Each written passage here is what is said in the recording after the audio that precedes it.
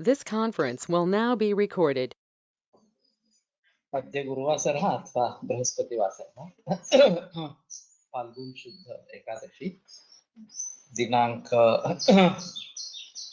25 मार्च 2021 माधव निदान मधुपोष्टिका उपनिषद शंखं चक्रं जलधान् दहतमृतघटं चारुदोर्भिश्चतुर्भिः सूक्ष्मस्वच्छादिहृद्यां शुकपरिविलसन् मौलिमम्बोजनेत्रं कालाम्भोधोज्ज्वलाङ्गं कटितटविलसच्चारुपीताम्बराढ्यं वन्दे धन्वन्तरिं तं अखिलगतवनप्रौढदावाग्निदीनं प्रौढदावाग्निदीनं ब्रह्मणो हि समारब्धा मात्रेयाद्येषु पूजिताम् अस्मदाचार्यपर्यन्तां वन्दे गुरुपरम्पराम् आयुर्वेदरतं वन्दे माधवाख्यं महागुरुम् आयुर्वेदामृतं सर्वं शिष्येभ्यो यः प्रदत्तवान् द्रष्टाज्ञानी दृष्टकर्मा कृतकर्मा तथैव च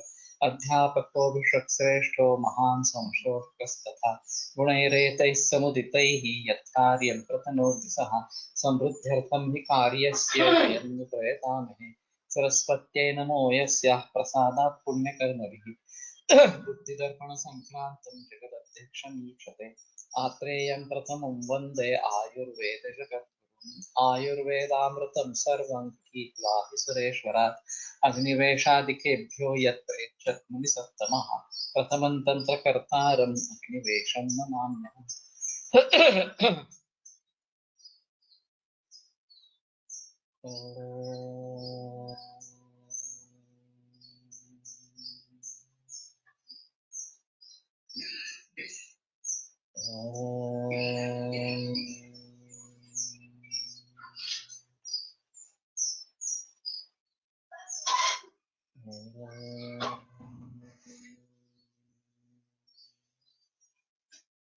ओम शांति शांति शांति।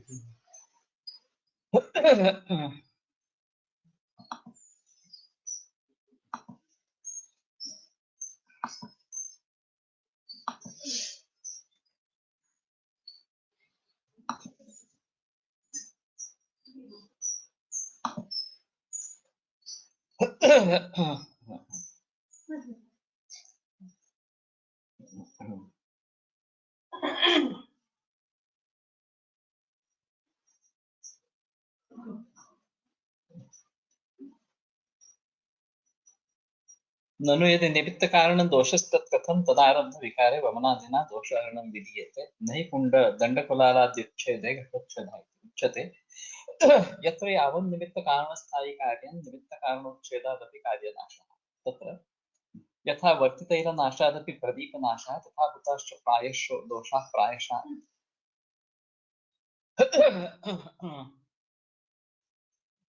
तर्हि यत्र स्थायी निमित्त कारणं यावत् निमित्त कारणं वर्तते तावत् एव कार्यं वर्तते एतादृशी स्थितिः यत्र वर्तते तत्र कारणनाशादपि कार्यनाशः दृश्यते यथा वर्तितैल नाशादपि दीपनाशः सम्भवति वर्तिः तत्र कीदृशं कारणं तत्तु निमित्तकारणमेव तस्मिन् विषये नास्ति संशयः तर्हि निमित्तकारणादपि कार्यनाशो भवति इति कृत्वा दोषाः अपि तथाविधा एव ते निमित्तकारणाः किन्तु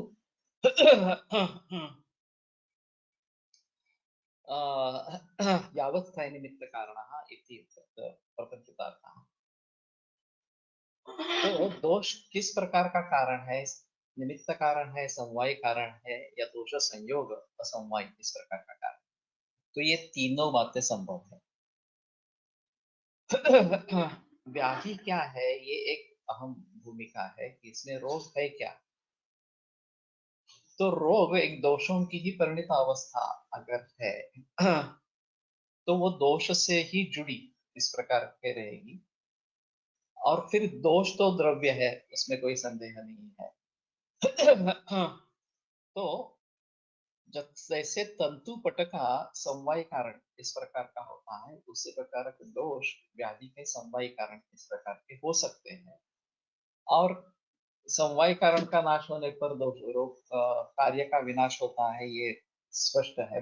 मिट्टी का नाश हो जाए तो घट का विनाश हो जाएगा, या तंतुओं का नाश हो जाए तो पट का विनाश हो जाएगा। तो उसी के आधार पर दोषों का विनाश हो जाए, जैसे कि हम पंचकर्म से करवाते हैं, दोषों को सेपरेट करते, अलग करके बाहर फेंक देते हैं, तो व्याधि का विनाश होता है। और हम कभी सभी पंचकर्म से जिसमें सिद्धि मिलती है, यश मिलता है, उन सभी में हम देखते हैं। लेकिन ये करने से पूर्व दोष दुष्ट समूर्छना भंग होना जरूरी। और ये संयोग है तो गुण है, और असमवाय कारण है रोग का, इस प्रकार से। तो कुपितानां हि दोषाणां शरीरे परिधावतां यत्र संगच्छो वैगुण्यात् व्याधिस्तत्रोपजायते। इस सूत्र के आधार पर, सुश्रुत के सूत्र के आधार पर, कुपित दोष जब शरीर में घूम रहे हैं, तो स ख वैगुण्यात् स्व वैगुण्य, इससे जहां पे अटक जाते हैं, वहां व्याधि का निर्माण होता है, वहां दोष दूष समूर्छना होती है। इस समूर्छना को भी अगर हम भंग कर पाएंगे, तो भी असमवाय कारण का नाश हो जाएगा, और असमवाय कारण का नाश होने से कार्य का नाश होता है। तंतु संयोग पट का असमवाय कारण है। तंतु रूप पटक रूप का असमवाय कारण, इस प्रकार का। तो अगर तंतु संयोग का या तंतु रूप का नाश होता है, तो पट या पट रूप का, दोनों का नाश इस प्रकार से होता है।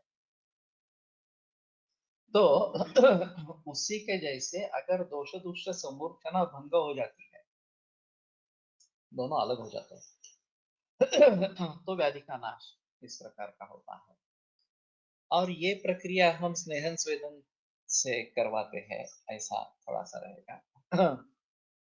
तो जब भली भांति स्नेहन स्वेदन करेंगे, और हर रोग के लिए, स्नेहपान के लिए अलग अलग इस प्रकार के स्नेह द्रव्य बताए गए हैं। पांडुरोग विवेचर आदव कल्याण का भय वगैरह जो बातें बताई गई है, या कुष्ठ रोग में कुष्ठिनम स्नेह पाने न पूर्व सर्व उपाचरे, लेकिन उसमें महातिक तक घृत महाकधिर घृत वगैरह इस प्रकार की घृत आगे बताई है।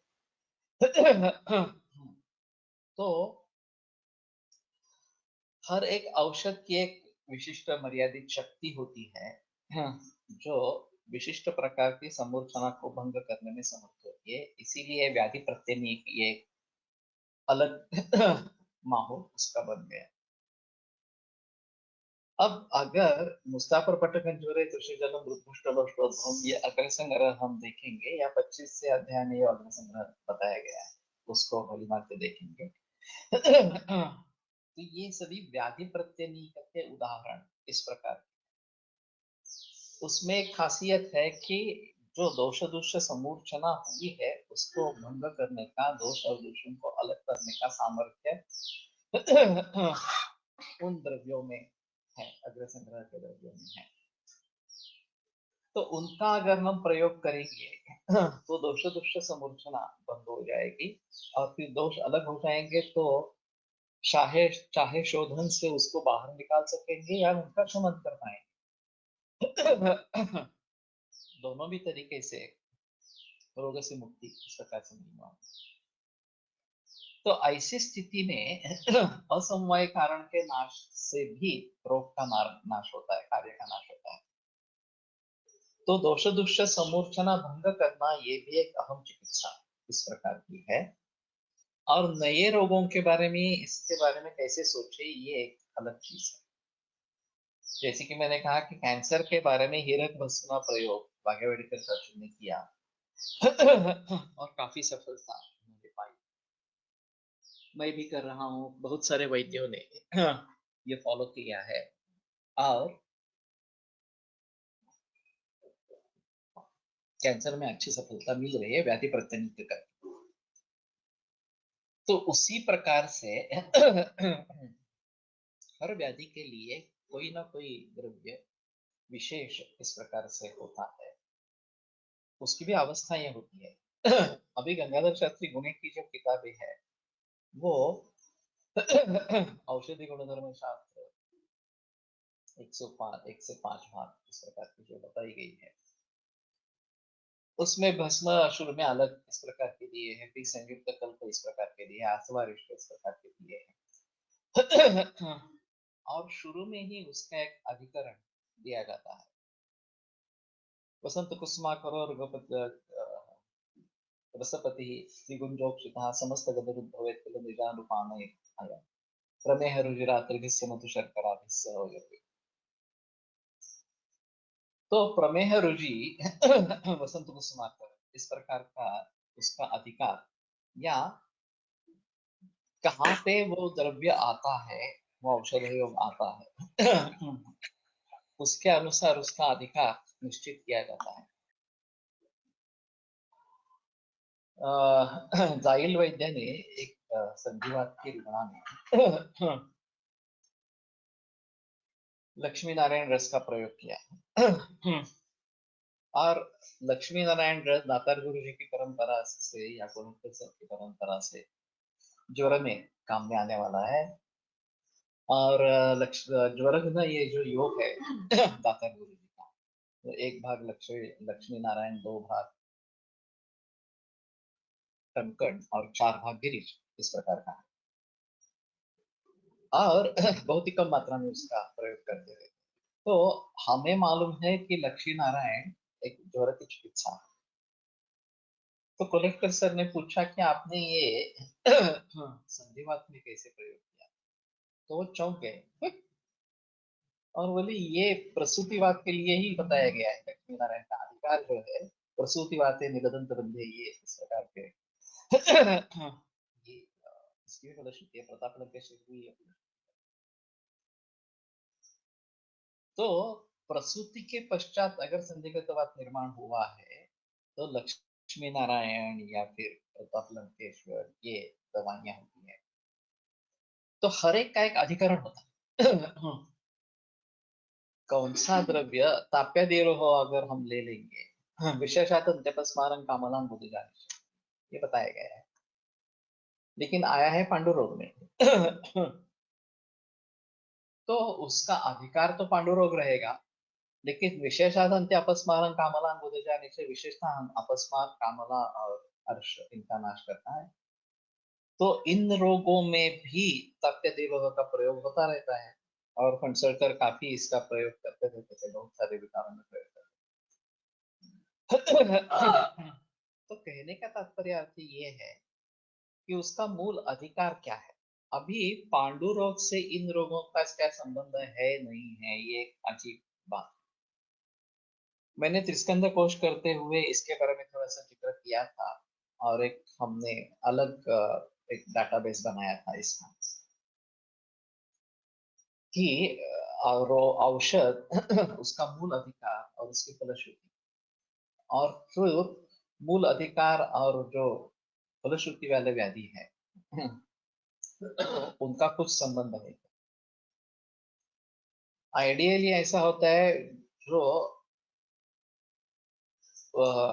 उसके गुणकर्म बताते हैं, उसमें जितने भी रोग है वो सभी अगर मौजूद है तो ताकपैदिलो सबसे बढ़िया दवा है, क्योंकि वो उसके लिए कारीगर इस प्रकार की है।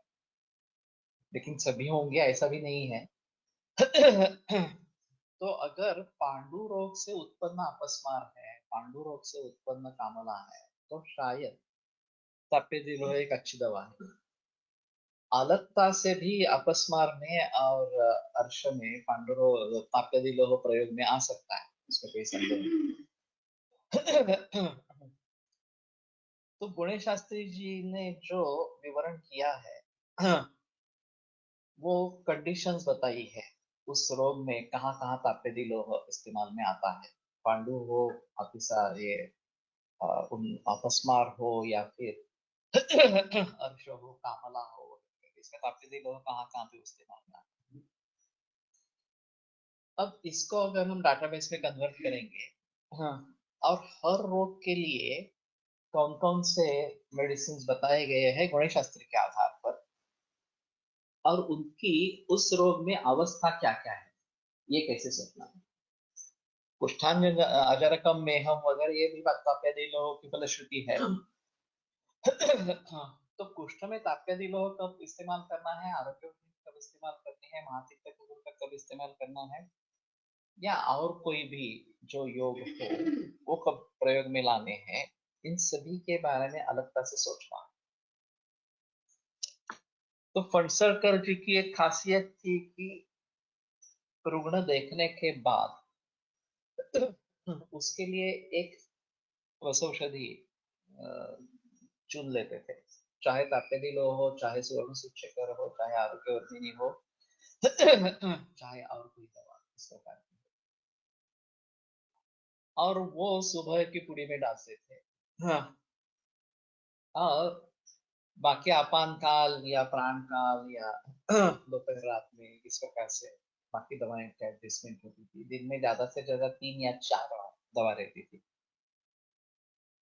और ये पूरा जो दिन का व्यवहार है उससे कम से कम एक दिन में राहत मिलनी चाहिए। प्रायः रात्रात कर्मान्य दुर्भिक्षक है इस सूत्र के आधार, और सप्ताह में गुणा लाभे क्रियामन्यम प्रयोजित, एक सप्ताह में अगर आपको लाभ नहीं मिलता है तो दूसरी क्रिया करनी चाहिए, ऐसा निर्देश। तो एक दिन में आराम होता ही था, कभी कभी तुरंत भी आराम होता था। और सप्ताह में तो काफी अच्छा आराम इस प्रकार का मिलता है। तो ये उनकी खासियत थी कि सुबह वाली एक दवा रसशास्त्र की इस प्रकार की रहेगी, और बाकी प्रायः वनस्पति इस प्रकार के रहेंगे। लेकिन ये पूरे दिन की जो योजना है वो कारीगर इस प्रकार की होती थी। तो इसी बात को ध्यान में रखते हुए अगर हम ये दुष्ट समूर्छना भंग करने के लिए किस प्रकार के द्रव्य की आवश्यकता है, ये अगर सोचेंगे, जो दोष समूर्छना हुई है उसको भंग करने के लिए किस द्रव्य की आवश्यकता है। अभी कंजेनाइटल डिसीजेस के काफी मरीज आते रहते हैं। हृदरोग कॉमन है उसमें, लेकिन बाकी भी रोगी इस प्रकार के आते हैं, और जहां हिस्ट्री में ऐसा पता चलता है कि ये गर्भावस्था से लेकर विकृति आ रही है इस प्रकार से, तो फिर गर्भावस्था में कौन से महीने में ये बिगाड़ हुआ, ये ध्यान में रखते हुए उस महीने का जो मासानुमासिक कल्प है उसके साथ में अगर गर्भपाल रस देते हैं सूक्ष्म मात्रा और फलघृत की अनुपान देते हैं तो काफी मरीजों में बहुत अच्छा रिजल्ट मिलता है। वैसे कंजेनाइटल डिसीजेस ट्रीट करने में बहुत डिफिकल्ट इस प्रकार की। तो ये विचार कहाँ से आया कि दोष समूर्छना गर्भावस्था में हुई है, चाहे तीसरे महीने में हो, 5वें महीने में हो, 7वें महीने में हो। तो अगर गर्भावक्रांति ध्यान में है, व्यक्ति भवति मासेस्य तृतीय गात्र पंचकम मूर्धाद्य स्वर्गनिवाह सर्व सूक्ष्मांग ब्रह्मच सममेव च मूर्धाद्येहि ज्ञानम च सुख दुःखयोः। तो तीसरे महीने में सभी भाव निर्माण होते हैं, और मूर्धा वगैरह होते हैं उसके साथ ही ज्ञान भी, सुख दुख का ज्ञान भी निर्माण होता है इस प्रकार से। अभी त्रिवेणी ने सुस्मिता रूपेश्वर इसका व्याख्यान हुआ था गतिमंदत्व और मतिमंदत्व के विषय में। वो वेलंकर मैडम की भी छात्रा रही है, मेरी भी छात्रा रही है। तो उसमें ये बात हो सकती है कि मतिमंदत्व ये जो विकृति है वो तीसरे महीने से आरंभ हो सकती है, क्योंकि सममय दुख मूर्धाद्य ज्ञानम च सुख दुख योग, ये सुख दुख का ज्ञान तीसरे महीने से आरंभ होगा। अभी मेरे पास मतिमंदत्व के ज्यादा केसेस नहीं है। ऑटिज्म के कुछ केसेस आते रहते हैं, गतिमंदत्व के तो देखे नहीं है ज्यादा। सेरेब्रल पाल्सी में कभी गतिमंदत्व ही रहता है, कभी मतिमंदत्व और गतिमंदत्व ये दोनों रहते हैं। तो सेरेब्रल पाल्सी के भी मरीज आते रहते हैं। तो इनमें से गतिमंदत्व का संबंध चाहे छठे मास से इस प्रकार से होगा। षष्ठे स्नायु सिरारोम बलवर्ण नखत्वचाम, ये जो बात बताई गई है, सिरारोम नख वगैरह ये सब छठे मास में निर्माण हो रहे हैं। और सप्तमे सर्वे सर्वांग संपूर्ण भाव पुष्यति सप्तमे, ये जो सप्तम मास में सभी भावों का विकास इस प्रकार का होता है, पोषण होता है। तो अगर इनमें से कुछ भी समझ में नहीं आया तो अभी मैं तृतीय मास और सप्तम मास ये दोनों दे देता हूँ कल्पवृक्ष उसकी जो है वो। अगर पिन पॉइंट नहीं कर पा रहे हैं कि चौथे मास में हुआ है, पांचवें मास में हुआ है, छठे मास में हुआ है, तो जहां से आरंभ हुआ और जहां पूर्ति हो गई वो दोनों साथ में जोड़कर, और उसके साथ में गर्भपात रस और फलवृत का इस प्रकार का अनुमान, तो ये काफी अच्छा काम कर लेगा। हाँ, अब एक केस में सक्सेस मिलने के बाद इस प्रकार के काफी मरीज आने लगे और उन सभी में ये एक प्रकार से अच्छा यश मिलता है। ये देखा जुवेनाइल डायबिटीज के बारे में भी ऐसा ही हुआ। एक दो मरीज ऐसे मिले कि जिन्हें जेस्टेशनल डायबिटीज हुआ था गर्भावस्था। और ये ज्यादातर पाया जाता है 7वें महीने में इस प्रकार से कि जेस्टेशनल डायबिटीज है, ये पता चल जाता है। अब एलोपैथी में देखते हैं डाइट कंट्रोल करता है, करते देखते हैं, होता है तो ठीक है, नहीं तो दवाइयां शुरू कर देते हैं एंटी डायबिटिक्स के पास। जो गर्भिणियां मेरे पास आती रहती थी और मुझे रिजल्ट दिखाती थी कि ये ऐसा ऐसा हुआ है, तो वैसे हम मासानुमासिक अभी सभी को देते ही रहते हैं। उसमें भी हम इस प्रकार से हमारे द्रव्यों का कुछ इस्तेमाल कर सकते हैं। तो 7वें महीने का कल्प उसको आगे भी चालू रखेंगे। उस समय में अगर ये दोष दूष समूर्छना हुई है तो उसको लेकर आगे भी चलेंगे। अभी यहाँ स्वाति मोहिते भारतीय विद्यापीठ में है, गायनेकोलॉजी में प्रैक्टिस करती है। तो उसने एक छात्र को पिठवण, ये 7वें महीने का जो द्रव्य है कृष्णिपर्णी, उसका प्रयोग शुरू किया है। और जो जेस्टेशनल डायबिटीज के मरीज हैं उनको शाली पर कृष्णिपर्णी का चूर्ण देना यहाँ वहां से, और उसके रिजल्ट देखना, ये उसका प्रयोग चल रहा है। और उसका कहना है कि काफी कन्विंसिंग इस प्रकार के रिजल्ट्स हैं। तो ये बात चलकर जेस्टेशनल, अभी ये देखना पड़ेगा कि जेस्टेशनल डायबिटीज डिटेक्ट हुआ था और बाद में वो शांत भी हो गया। लेकिन लड़के या लड़की में किसी भी वर्ष में 7वें 8वें वर्ष से लेकर 14 15 कभी भी वर्ष में जुवेनाइल डायबिटीज डिटेक्ट होगा। कई जगह ऐसा देखा जाता है कि डायबिटीज की पूरे फैमिली हिस्ट्री नहीं है, किसी को भी डायबिटीज नहीं, फिर भी बच्चों में जुवेनाइल डायबिटीज देखा जाता है। 7व्या महिन्याच्या याच्यावरती त्या महिन्यातल्या दोषांना दूर करण्याचं सामर्थ्य त्या योगामध्ये आहे, 7व्या महिन्याच्या। 7व्या महिन्यात डायबिटीज डिटेक्ट झाला तर, हा, जो 6व्या महिन्यात झाला तर 6व्या महिन्यात म्हणजे जिस किसी मास में होगा उस मास का तो कल्प देना ही बाईला, तर मग त्या मुलालाही येऊ शकतं असं एक आता उदाहरण माहिती आहे का? अभी एक दूसरा अहम कारण उसका है, वो A1 मिल्क है। ये अभी सिद्ध हुआ है कि A1 मिल्क जो है जर्सी गाय का जो दूध है वो जुवेनाइल डायबिटीज का कारण है। न्यूजीलैंड में इसके बारे में काफी बहस हुई और डेविड इन द मिल्क के उसकी किताब है डॉक्टर वुडफोर्ड की।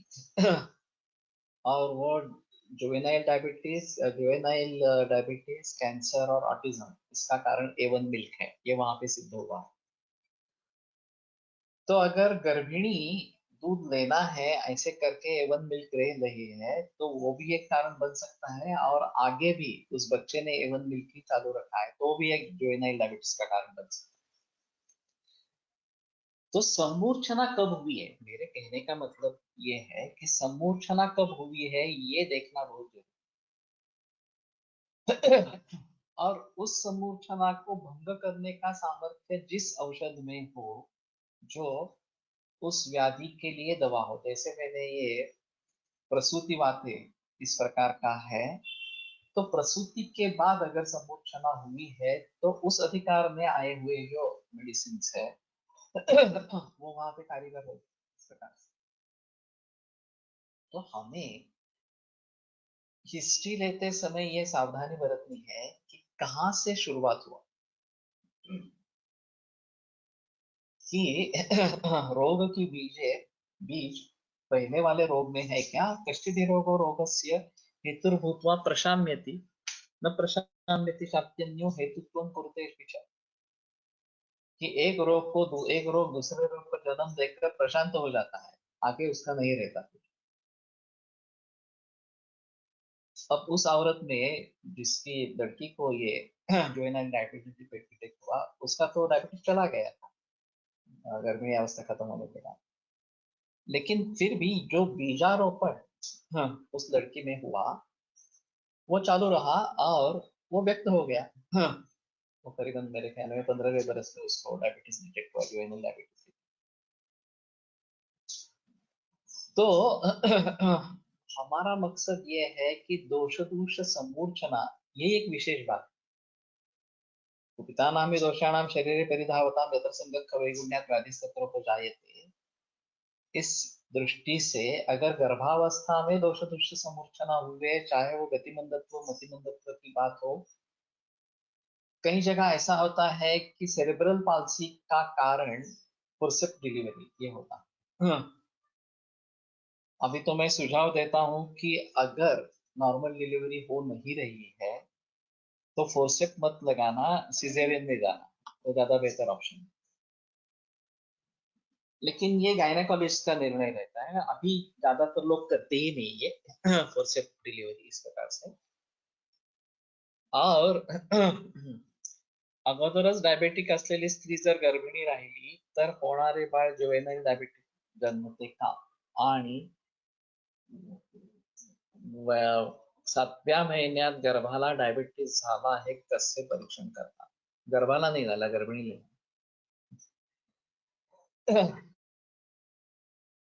ये भी नहीं देखा जाता है कि गर्भिणी को अगर डायबिटीज है, स्त्री को पहले से ही डायबिटीज है और कंसीव हो गई, तो अपत्य में निश्चित रूप से डायबिटीज जुवेनाइल डायबिटीज हो जाएगा, ऐसा नहीं दिखा। वैसे डायबिटीज की बहुत पीढ़ियां चलती रहती है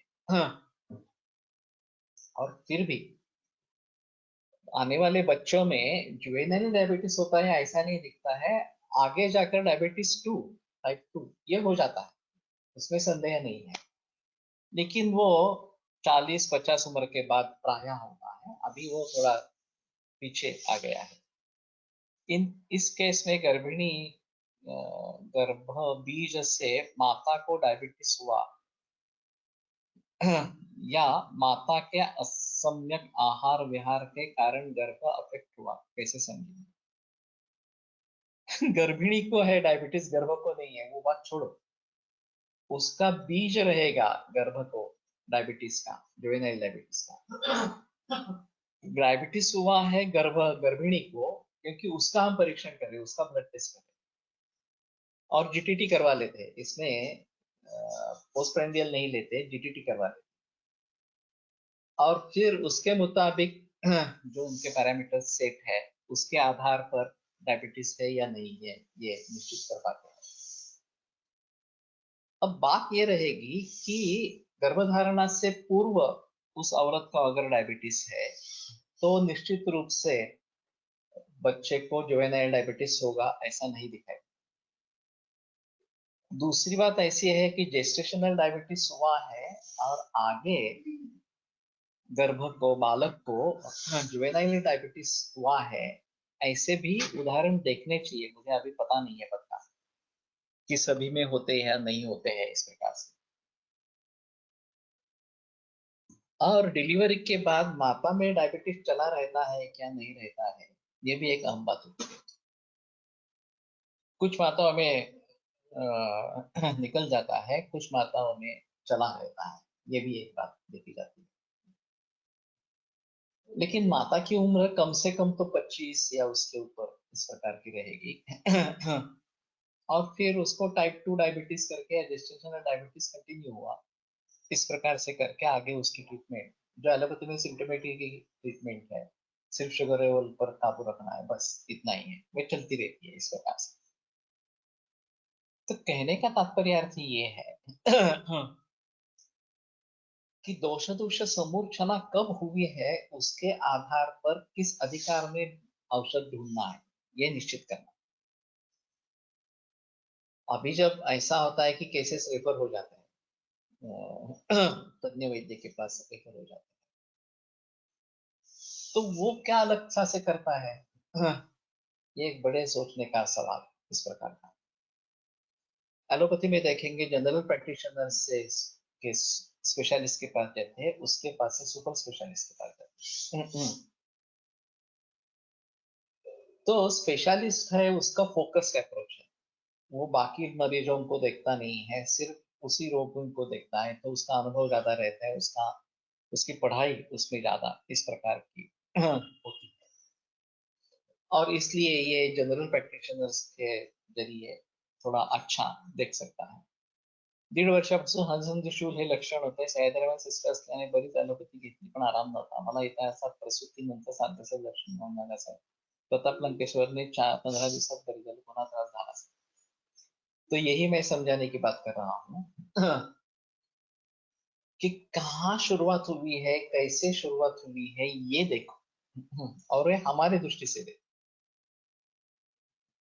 शायद ऐसा भी हो सकता है कि फ्रोजन शोल्डर लेके मरीज आता है, डायबिटीज है और है डायबिटीज से जुड़ा हुआ है, इस प्रकार से सोचकर हम डायबिटीज की दवा दे देंगे और फायदा नहीं होगा। तो हमारे हिसाब में वातव व्याधि है, अंशसंधि ग्रह इस प्रकार का कुछ है, और वायु धातु क्षय कोपमार्ग से आवरण दवा, इन सूत्र को ध्यान में रखते हुए कब हुआ, कैसे हुआ, ये जानकर उसकी दवा करो, ठीक हो सकता है। तो हमें देखना है कि कहाँ से शुरुआत हुई है। Low birth weight is also one of the most important predisposing factor for type 2 diabetes. Type 1 या type 2?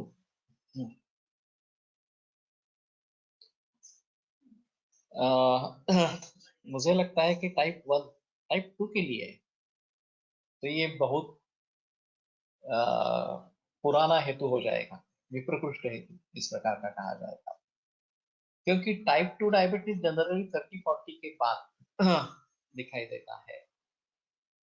और फिर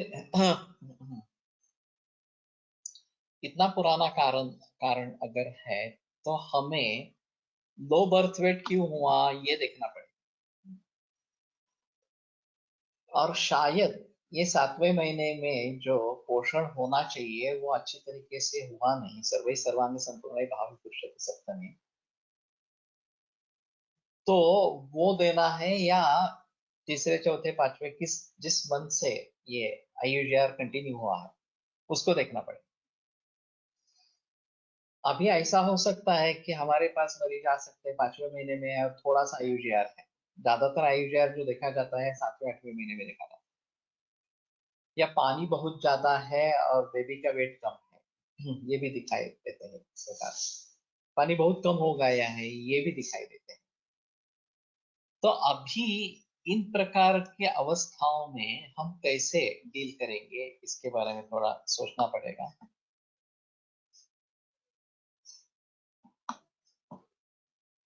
परंतु गर्भिणीचा डायबिटीज हा मुळात बऱ्याच वेळेस आर्टिफिशियल म्हणजे तिच्या इतर ॲलोपॅथीच्या मेडिसिन्समुळे असू शकतो, कारण ॲलोपॅथीमध्ये बऱ्याच मेडिसिन्सच्या लॉंग टर्म वापराने डायबिटीस दिसतो। फॉर एक्झाम्पल सध्या ॲलोपॅथी हार्ट डिसीजच्या मॅक्झिमम मेडिसिन्सच्या साईड इफेक्ट्समध्ये डीएम आहे, असे मी बरेच पेशंट मध्ये बघितले आहे। ये भी अच्छा इनपुट है। अभी मैंने एक बीच में जिक्र किया था कि एलोपैथी की जो दवाइयाँ निरंतर चलती रहती है, जैसी डायबिटीज की चलती रहती है, हाइपरटेंशन की चलती रहती है, थायराइड की चलती रहती है, इंसोम्निया है तो नींद की गोली चलती रहती है, इस प्रकार से जो इस प्रकार की दवाइयां प्रचलन में है, उसके दो तरीके से उससे नुकसान होता है। एक तो मूल रोग मिटता नहीं है, ये केवल सिम्टोमेटिक है। ब्लड प्रेशर के ऊपर काबू पा लिया तो समझ लेंगे कि बस ब्लड प्रेशर को हमने जीत लिया। वास्तव में वो सिर्फ सिम्टोमेटिक रिलीफ इस प्रकार का है, उसको हमने दबा के रखा है। शुगर के बारे में भी वही स्थिति है, थायराइड के बारे में भी वही स्थिति है। तो इसके लॉन्ग टर्म यूज से बहुत काल इसका प्रयोग करते रहेंगे, तो उसके दुष्परिणाम जरूर होंगे, और हमारे कहने पर भी लोग इनको छोड़ने वाले नहीं। ये एक अहम चीज इस प्रकार। एम्नियोटिक फ्लूइड कम है वाले पेशेंट में हम चिकित्सा का क्या सिद्धांत सोच सकेंगे? मैं दूध पे रखता हूँ, और ज्यादा से ज्यादा दूध ही लेना, ऐसी सलाह देता हूँ। और दूध की पट्टियां पेट के ऊपर रखता हूँ। बहुत सारे लोग ये नारिकेल जल लेने के लिए कहते हैं, ये नहीं काम करता। मैंने दूध से बहुत अच्छे रिजल्ट्स पाए हैं, और तुरंत ये पानी बढ़ने लगता है, और डिलीवरी भी नॉर्मल होने की संभावना होती है। तो एमनियोटिक फ्लूइड अगर कम है तो दूध ज्यादा बेहतर ऑप्शन इस प्रकार का। अगर हम चरक का आहार देखेंगे तो दूध और घी, यही गर्भिणी के लिए सबसे अच्छा आहार बताया गया है। इस महीने में इसके साथ दूध दे दो, उसमें उस महीने में उसके साथ दूध दे दो, ऐसा सब दूध का ही जिक्र है।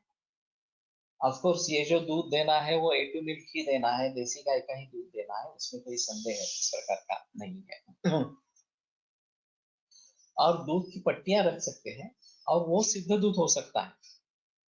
यष्टिमधु, गुड़ूची, शतावरी, इन द्रव्यों से सिद्ध अगर दूध करते हैं और उसका पिच्चू रखते हैं तो ये जीवनीय है। बेसिकली पद्मक पुंड्रो वृद्धितो गर्भ अंगमृतादर्श जीवन संज्ञा और प्रीणन जीवन ब्रूहण वृषा, इस प्रकार का बताया गया है इसमें।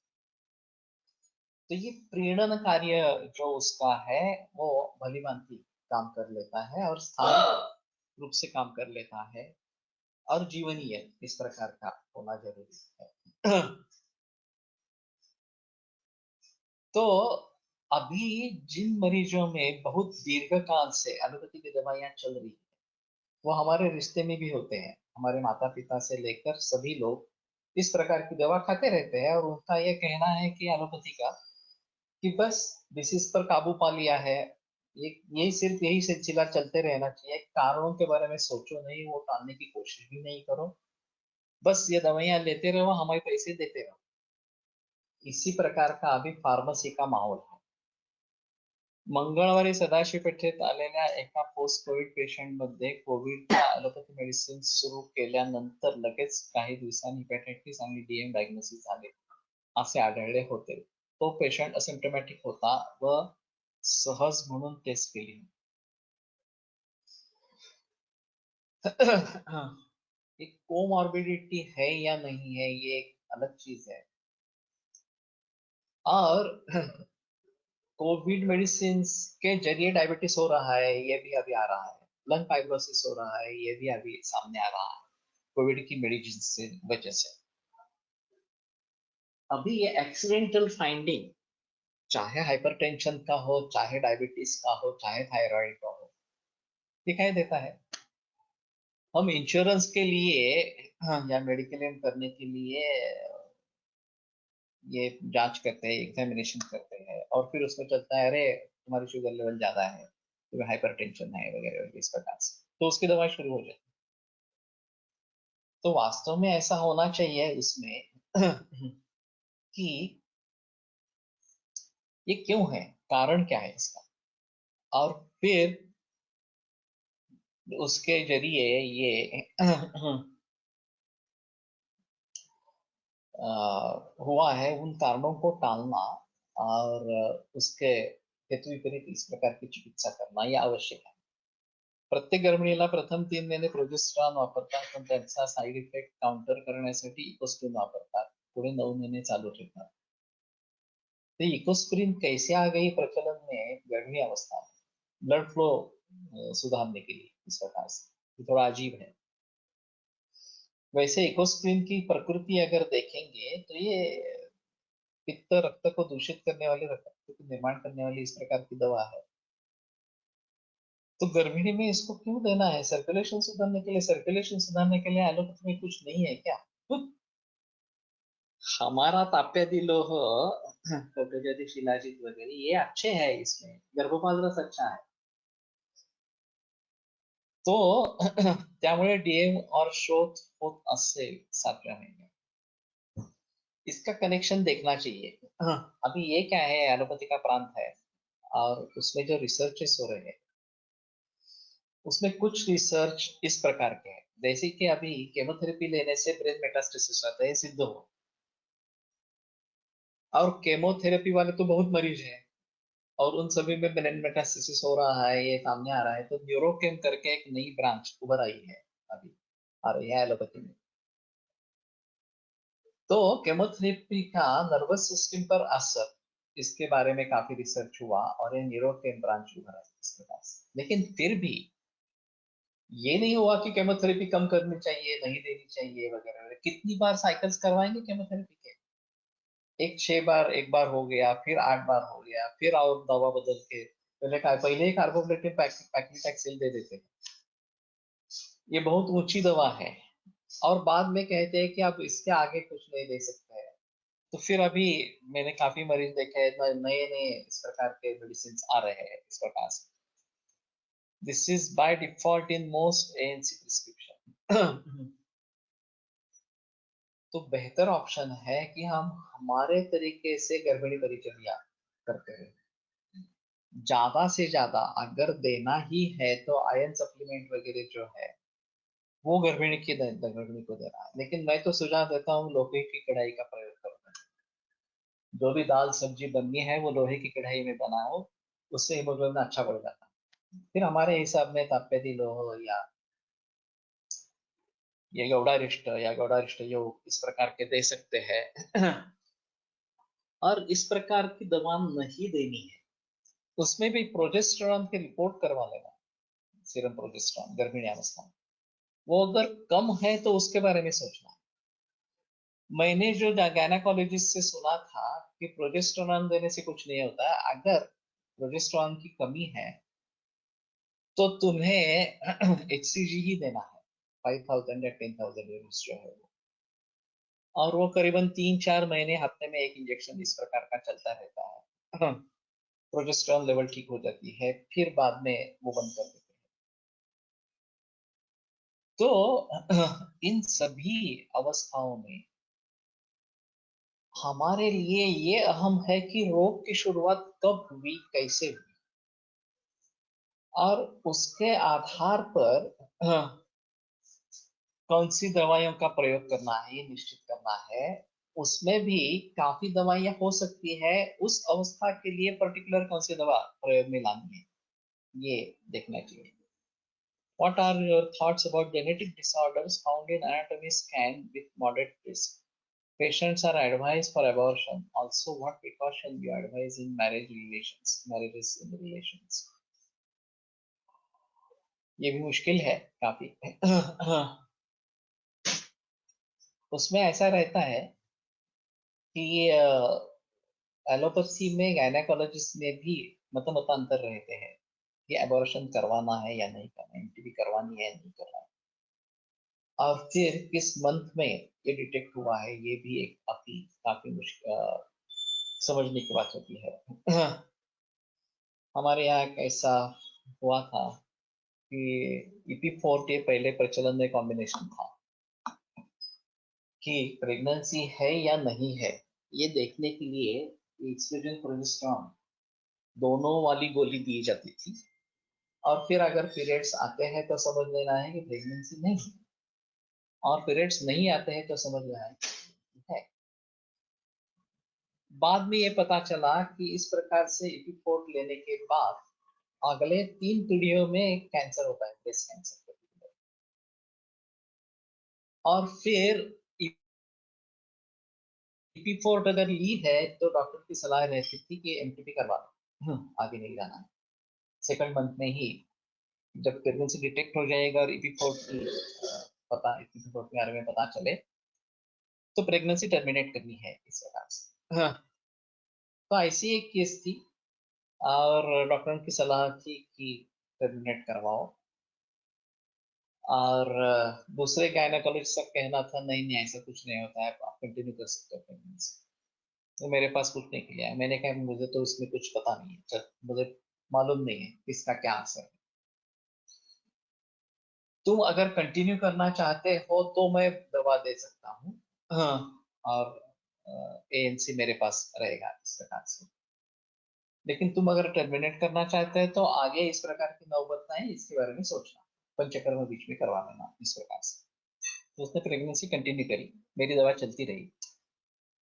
और मुझे अभी पक्का याद नहीं है वो EP4 ही था या और कुछ था, शायद EP4 ही था। लेकिन कुछ हुआ नहीं, नॉर्मल डिलीवरी हुई और बाकी भी कुछ सिलसिला आगे बढ़ा नहीं। और ये काफी पुरानी, 20 बरस हो गए उसको, उस केस को। तो ये काफी पुरानी इस प्रकार की केस है। लेकिन मैंने कहा कि मैं कुछ सलाह नहीं दूंगा, आपको अगर प्रेगनेंसी कंटिन्यू करनी है तो मैं दवा दे दूंगा, अगर करनी नहीं है तो ठीक है आपकी मर्जी। एका CHDच्या बालकात, CHD त्यांचा आईला पूर्ण दिवस एकस्क्रीन चालू होती व ती सुकुमार पित्तप्रधान देह असलेली होती. शोणित प्रसादात हृदय यानुसार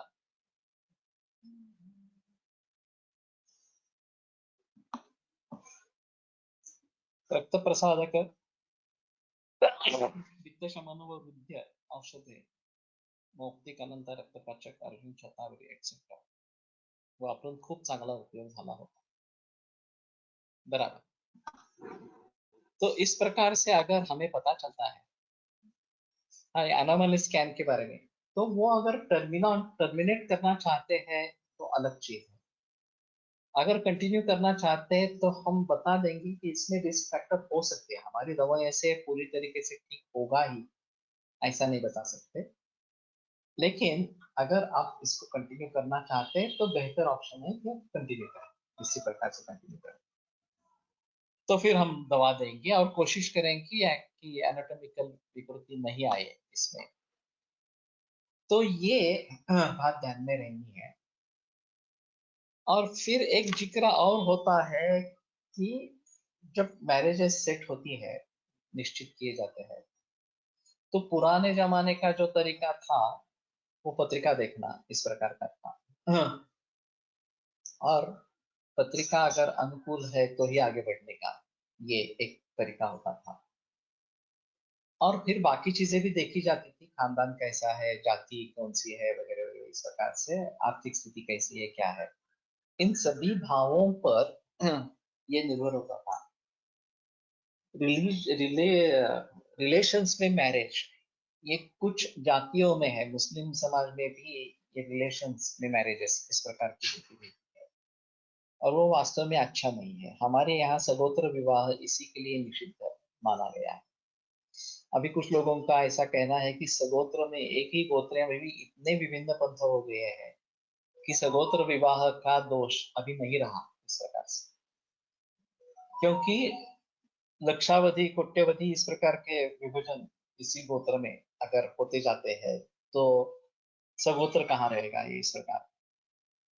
लेकिन ये बहस वाली बात है, इसमें निश्चित रूप से जानना काफी मुश्किल है।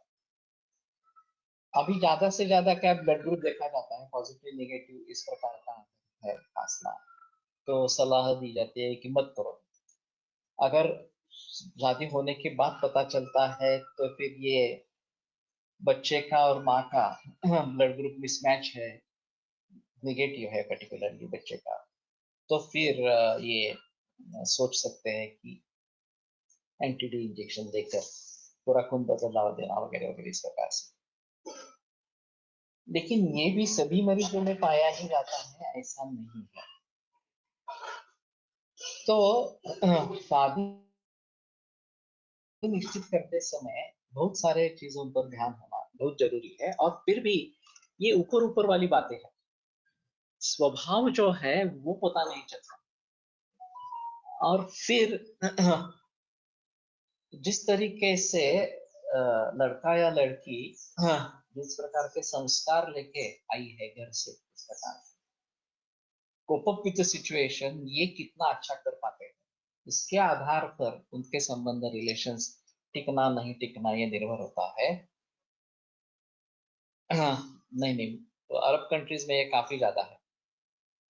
हमारे यहाँ उतने नहीं दिखाई देते, लेकिन उतने मुस्लिम मरीज आते भी नहीं है। मेरे पास भी मुस्लिम मरीज है, ऐसा नहीं है, सभी के पास होंगे, लेकिन वो उतनी मात्रा में नहीं है। लेकिन ये काफी प्रचलन, रिलेशन में शादी, ये काफी प्रचलन मुस्लिम समाज में है।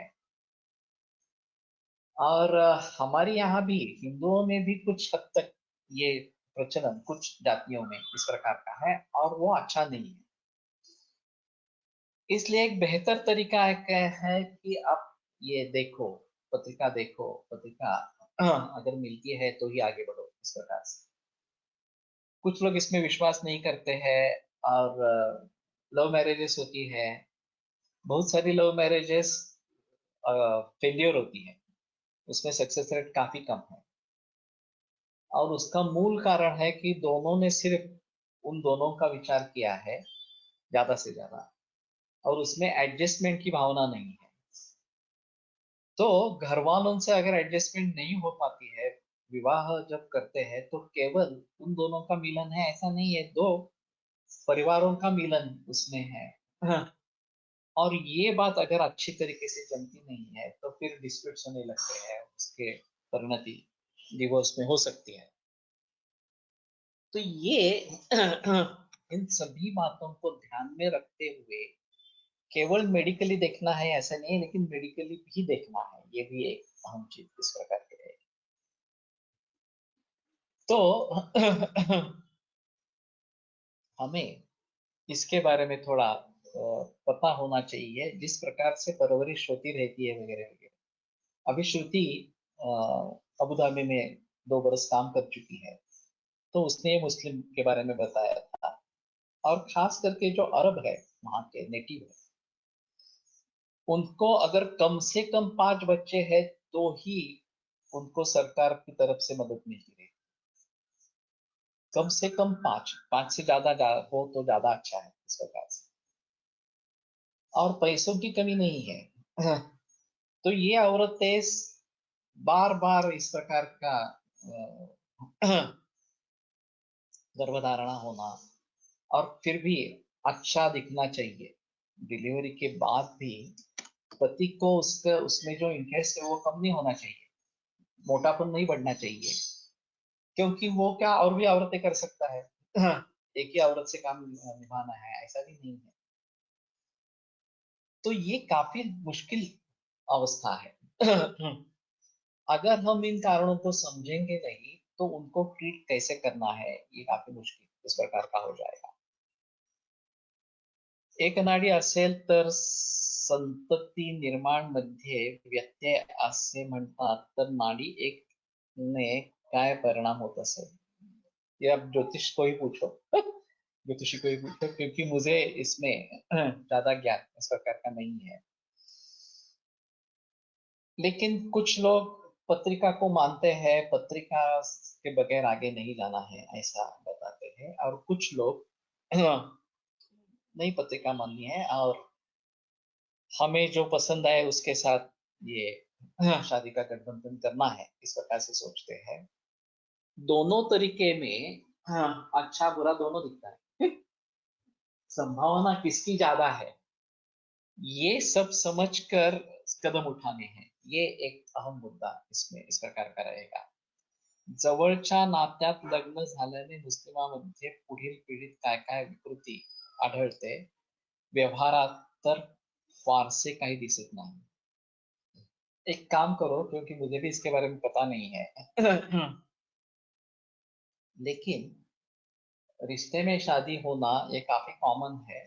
ये शायद नेट पे भी पता चलेगा, गूगल में सर्च करो कि इस प्रकार से क्या क्या होता है। कुछ ना कुछ स्टडी हुआ होगा, ऐसा नहीं होगा कि स्टडी नहीं होगा इस प्रकार से। श्रुति भी बता सकती है, मुझे मालूम नहीं है, श्रुति से उतनी बात नहीं हुई है इसके बारे में। लेकिन ये टालना है, सगोत्र विवाह जिस प्रकार से टालना है, एक नाड़ इस प्रकार से जो है वो टालना है, इस प्रकार का बताया गया है।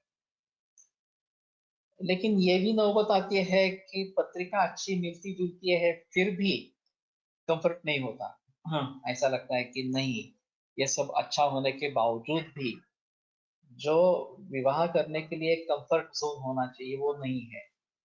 दूसरी जगह ये पत्रिका मिलती नहीं है और कंफर्ट जोन होता है। तो ऐसी स्थिति में किससे शादी करें, ये बहुत ही बड़ा सवाल है। और एक निर्णय ऐसा है कि जो दीर्घकाल काम करने वाला, ऐसा शादी करना, करियर चूज करना, या इसी प्रकार की दूसरी कोई जो बड़ी जिम्मेदारी इस प्रकार की होती है। पारसी मध्ये याच क्रमाने कारणाने मतिमंदत्व अधिक असं रिसर्च स्टडी वाचला है। यस, पारसी लोगों में भी ये दिखाई देता है।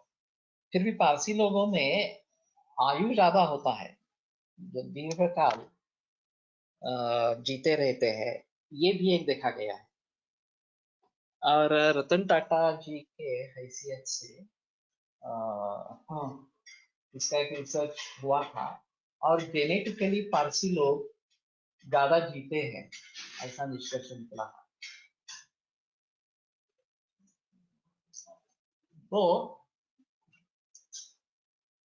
जेनेटिक स्टडी एक अलग इस प्रकार की बात है। और प्रकृति के बारे में जो चरकाचार्य ने कहा है, कुल प्रसक्ता, जाति प्रसक्ता, इस प्रकार की भी वस्तु बताई है। तो उसको कैसे समझेंगे? कुल प्रसक्त प्रकृति, जाति प्रसक्त प्रकृति, इस प्रकार के बारे में कैसे सोचेंगे? ये एक अलग इस प्रकार की चीज होगी। रिलेटिव मैरिज, तो कहने का मतलब ये है, ये जो निर्णय होते हैं शादी के बारे में वगैरह, उसमें काफी सोच समझ कर निर्णय करना है। और जल्दबाजी इसमें नहीं की जाए। इसके लिए गोविंद माधव शास्त्री की किताब है, हिंदुंचा समाज रचना शास्त्र, मराठी में है, वो पढ़ सकते हैं, इच्छा है। ओके। किताब है हिंदुंचा समाज रचना शास्त्र, बरं. हिंदूंचं समाज रचना शास्त्र असं मराठीमध्ये पुस्तक आहे। तो ठीक है, इसके लिए हाँ ठीक है। सहा गोत्र या रिलेटिव के साथ सगोत्र शादी इसलिए भी नहीं करते क्योंकि जेनेटिक डिसऑर्डर्स पीढ़ी दर पीढ़ी चलते रहते हैं। तो इसीलिए इन सभी बातों को ध्यान में रखना है, और आगे बढ़ना है नहीं बढ़ना है उसके बारे में सोचना है। ठीक है, यहीं पे रुकेंगे। आयुर्वेद प्रकांडो निगदित इह हि शल्यतंत्र प्रधानः शिष्येभ्यः शाश्वतोऽयं निखिलजनकृपा व्याप्तचित्तेन येन आयुर्वेदस्य वाञ्छन् पुनरपि भुवने काञ्च सुष्ठु प्रतिष्ठां श्रेष्ठं धन्वन्तरिं तं प्रणमति च सदा वैद्यवर्गो हि नूनं वैद्यवर्गो हि नूनम्। ओम।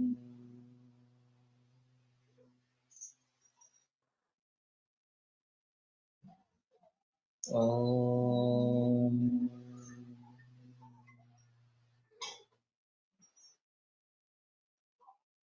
ॐ